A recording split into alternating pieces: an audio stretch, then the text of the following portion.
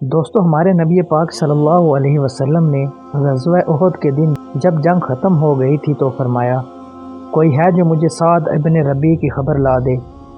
ابی بن کعب رضی اللہ تعالیٰ عنہ عرض کرتے ہیں کہ اللہ کے رسول، میں یہ حکم بجا لاؤں گا۔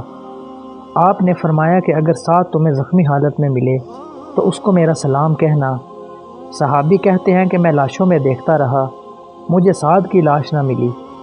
میں نے زندوں میں دیکھا، سعد نہیں ملا۔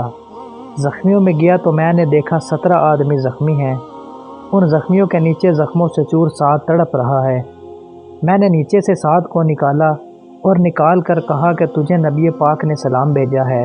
ہاں ہاں، اس نبی نے کہ ساری کائنات جس پر سلام بھیجتی ہے، دیکھو اس نے سعد کو سلام بھیجا ہے۔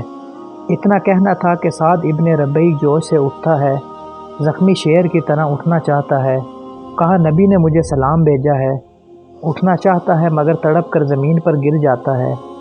جب اٹھا نہ گیا تو سعد نے کہا کہ اے بھائی، میرے نبی کو میرا سلام کہنا، اور میرے نبی کو کہنا کہ میرے لیے دعا کریں، اور میرا یہ پیغام دینا کہ اگرچہ نیزے اور تیر میرے جسم سے آر پار ہو گئے، لیکن میں نے اپنے قاتل کے جسم سے بھی نیزہ پار کر دیا اور اسے جہنم واصل کر دیا۔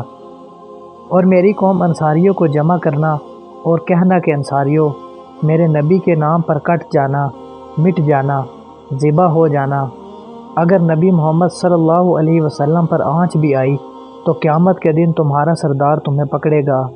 اگر رسول کو کچھ ہو گیا اور تم میں سے ایک بھی زندہ ہوا تو قیامت کے دن بارگاہ الہی میں تمہارا کوئی عذر قبول نہیں ہوگا۔ ہم نے لیلۃ العقبہ میں رسول پاک پر فدا ہونے کا حلف اٹھایا تھا، یہ کہا اور ہچکی لے کر ہمیشہ کے لیے خاموش ہو گئے۔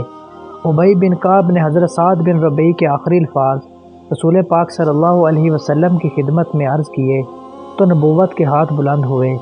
اللہ سعد کو اپنے دامن رحمت میں جگہ دے۔ زندگی اور موت دونوں میں اللہ اور اللہ کے رسول کے یہی خواہ رہے۔ ناظرین، یہی وہ سعد بن ربیع ہیں جن کا رسول پاک نے عبد الرحمن بن عوف رضی اللہ تعالیٰ عنہ سے بھائی چارہ کروایا، اور انہوں نے عبد الرحمن بن عوف کو کہا تھا کہ میرے پاس بہت دولت ہے، آدھا مال تم کو دے دیتا ہوں، میری 2 بیویاں ہیں، تم دونوں کو ایک نظر دیکھ لو، جس کو کہو گے طلاق دے دوں گا، اس کے بعد تم اس سے نکاح کر لینا۔ لیکن عبد الرحمن بن عوف نے ان کی پیشکش قبول نہ کی، مگر ان کو بہت دعائیں دی اور کہا کہ آپ مجھے صرف بازار کا راستہ دکھا دیں۔ ناظرین، پھر ایک وقت آیا کہ عبد الرحمن بن عوف مدینہ کے سب سے بڑے تاجر بن گئے۔ وہی صحابی ابی بن کعب جو سعد کو لینے گئے تھے، مدینہ منورہ کی ایک گلی سے گزر رہے ہیں۔ کہتے ہیں کہ میں نے دیکھا ابو بکر صدیق رضی اللہ عنہ اپنے مکان کے دروازے پر چٹائی بچھا کر لیٹے ہیں، اور ایک چھوٹی سی بچی ابو بکر کے سینے پر کھیل رہی ہے۔ ابو بکر صدیق بچی کو چومتے ہیں، اسے سینے سے لگاتے ہیں۔ میں نے کہا کہ ابو بکر، یہ آپ کی بچی ہے؟ ابو بکر صدیق تڑپ گئے، کہا یہ میری بچی نہیں، یہ سعد ابن ربیع کی بچی ہے۔ میں اس لیے اسے پیار کر رہا ہوں کہ جب سعد کا آخری وقت تھا، اس نے یہ تو کہا تھا کہ میرے نبی کی حفاظت کرنا، اس نے یہ نہیں کہا کہ میری بچی کا خیال کرنا۔